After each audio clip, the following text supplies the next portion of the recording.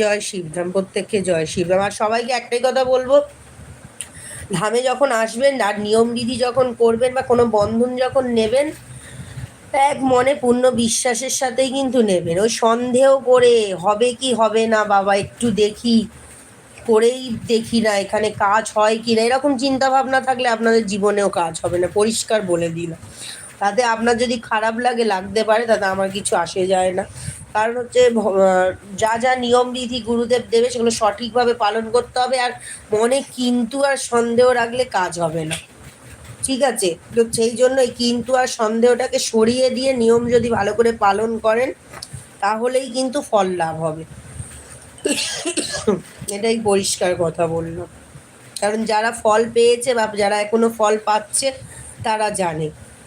আর সমস্যা সবারই থাকে, কিন্তু ঠাকুরের উপর, সিদ্ধামের উপর পূর্ণ ভরসা রাখতে হয়।